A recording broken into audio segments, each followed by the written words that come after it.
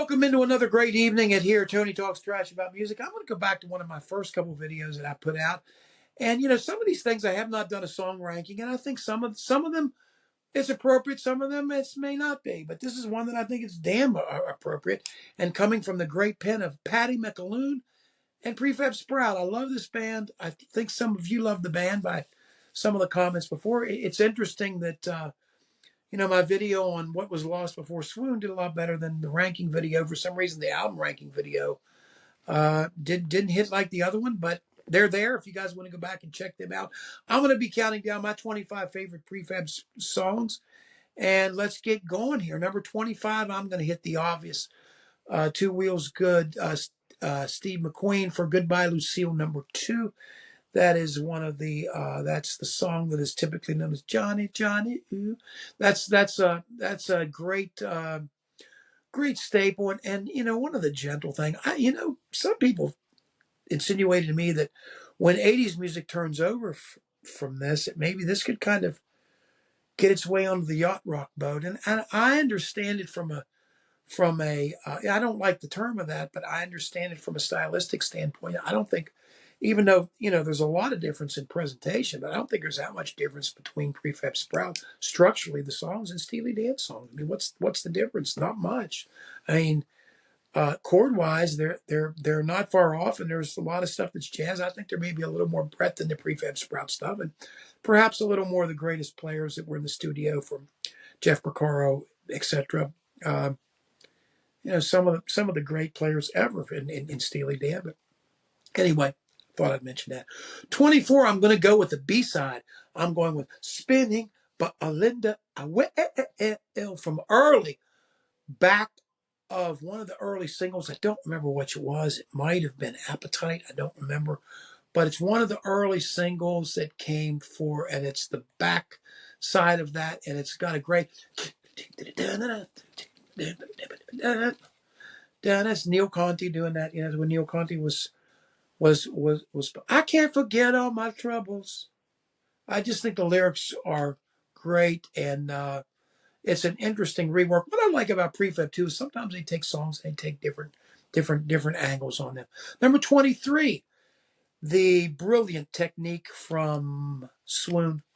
One of my favorite songs. And, how do you describe music on Swoon? It's very difficult. I mean, it's poetic in a certain way. You've got some keyboards and mellotron sounds and stuff, but at the same time, you've got lots of verse and chapter they unfurl and sprinkle it upon the world, name it.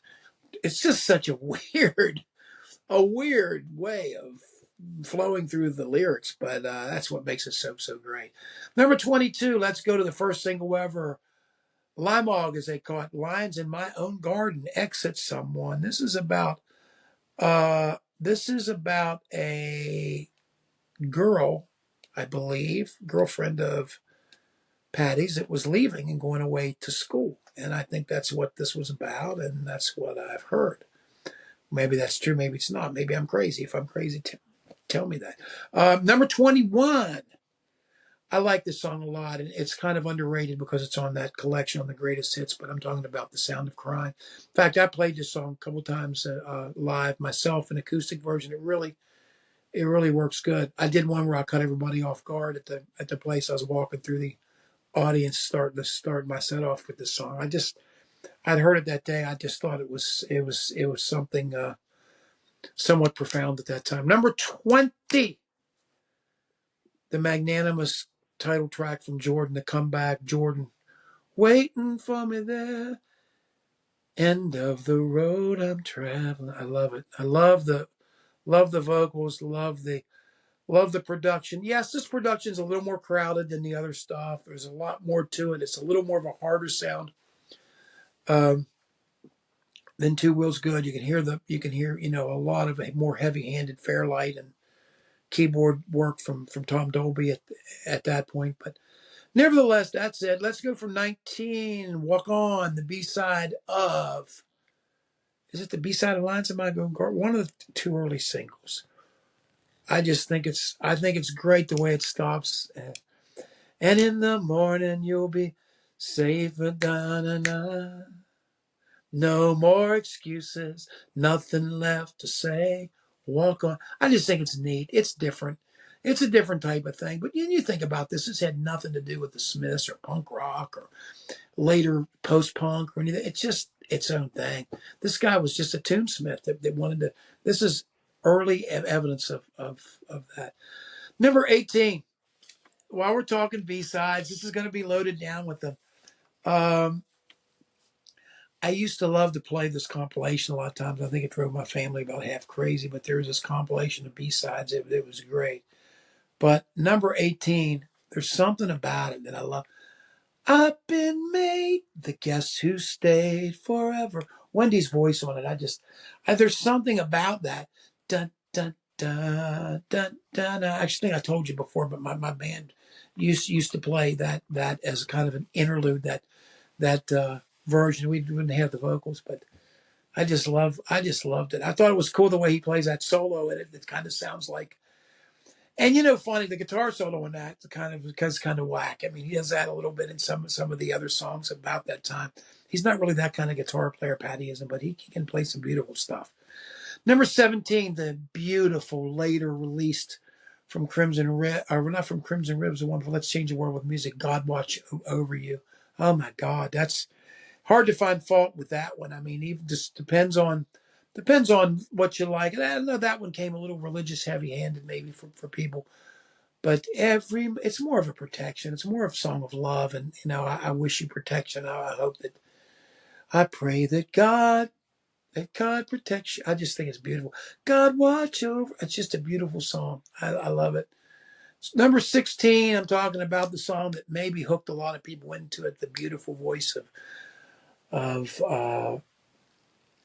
Prefab's brother, the beautiful voices, the male and female voice. I'm talking about Appetite, Wendy and Paddy's voice on that. Talks about Dina. Can you see? Pretty plain, pretty plain. It's beautiful. Nothing else like it. Music and really, really, really could hook you in. Uh, Number 15. I'm talking about the oft overlooked from Langley Park's Enchanted. I like the kind of tweaking out of tune keyboard sound on that. Ding ding. It's different. Tag is stretch, tag is burn. Dun, dun, dun. I like it. It's different. Number 14, Bonnie, the great Bonnie from Bonnie Don't Live at All from Two Wheels Good and Steve McQueen. Another one that's probably a dagger to the heart to most people, and the reason why it's the most well known record of Prefab Sprout. Probably it probably was the pinnacle, although they tried to capitalize on it, and maybe there were bigger sales numbers with Jordan, but I really think that was. And what was the other one? And the King of Rock and Roll, Cars and Girls, Langley Park. Langley Park to Memphis. That probably has maybe even better sales numbers, but I think the impact of that on the alt scene and everything of Two Wheels Good was probably the biggest impact. Although for me, it would have maybe been slightly before that swing. Number 13, let's talk about Jordan. Let's talk about another beautiful song that captures only what Paddy can talk about. One of the Broken, just beautiful, beautiful track. And brother, you're singing to me. I just think it's well, it's not far from here. Come get up. I just think it's a great solace for people at a low point, and it's just a beautiful. One of the Broken is great. Let's talk while we're in a mellow state. Let's go to Andromeda Heights and the beautiful Avenue of Stars. I love this record. I know I like the record probably more than most of you do. I just remember when it came out, a lot of people thought since it wasn't a group, it was kind of a more electronic thing and it was more realized, artificial thing, whatever. I didn't care. I loved it. I thought it was so much better than Gunman. I was really disappointed with Gunman, but I loved Andromeda Heights, and I still feel that way today. I don't, everybody's favorite song, Electric Guitar, is my least favorite song. Love is the Fifth Horseman. That's another good one. Okay, number 11. talking about the ballad covered by Elvis Costello, and probably the most well-known song off Swoon, maybe "Cruel." Uh, what a beautiful and sideways way to go into a confessional about I'm a jealous boy root. The world should be free, but don't you go following suit. Just great words. Just fabulous. Number 10, let's stay at the same place. Ding, ding. I never play basketball now. I'm not looking to unnerve you. Just a little too. No, I'm not looking to. I forget what it is. Anyway, it's a great record. And never play basketball now. One of the most profound and I don't think he's thinking of talking about playing basketball. He might be, but I think it takes on a whole other import when you're talking about things that you leave behind in life and leave it behind on an overcrowded desk with the trays higher than the ever will be. Everybody's life gets busy, and you dispose with your childish things, and you grow up. You no longer act like a child, and that's kind of what part of life, and it's a unique way of saying that. Number 9, I'm going to go to the Crimson Red and the brilliant. I mean, when this came out, I played this over and over. The best Jewel Thief in the world. My God, I mean, that just captures the essence of what Paddy was, and it was really almost an ideal update. Certainly, it's solo Paddy, but the lyrics and the chord changes and it's just even the video. It's just beautiful. I think it's great. Okay, number 8, song about Princess Diana. And I'm talking about the fast version. I'm not talking about the slow version. The slow version's good too, but the fast version's really good. Looking for a star, looking for a star. If I don't find it here, if I don't find it now, what are we gonna say? What are we gonna say? I just think the chord changes in that. Her eyes don't smile.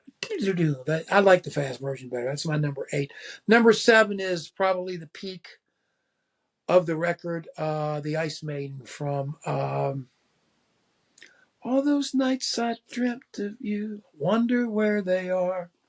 That's just great. The Ice Maiden is. I'm not gonna. Like I did on the other songs, I guess I'll give you a break on this song. You guys tell me what you think about that. But yeah, just a great one. Hell, nothing's the same. I just think it's beautiful, man.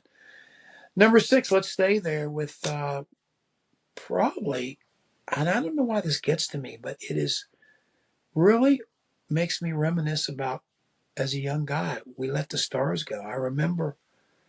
Makes me remember certain times when I was young and I'm walking a girl home, it just reminds you of your youth and some of the naivete and how pure you were at that time. I mean, there's a pureness to this record.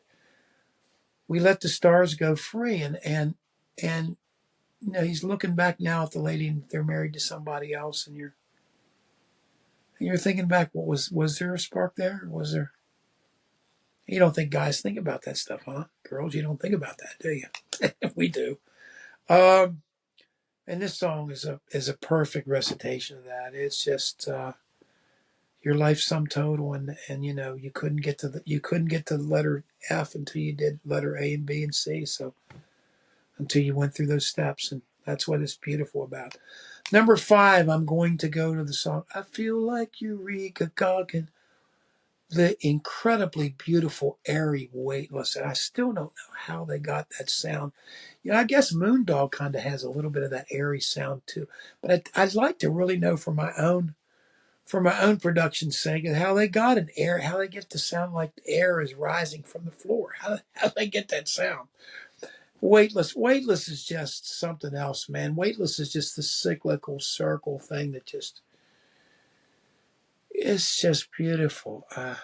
There's a certain somewhere. There's something about it, man. There's something about it that's otherworldly, and that's why I want you guys who do not like Andromeda Heights to go back, give it another try.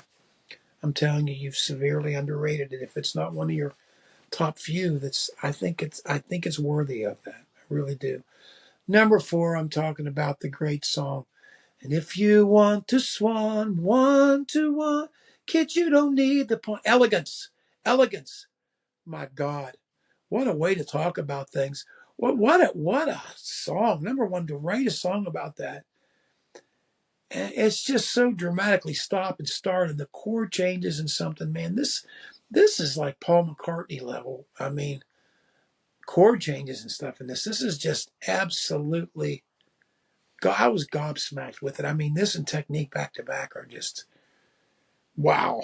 I think it makes Swoon kind of a unique element, a unique thing. Number trio,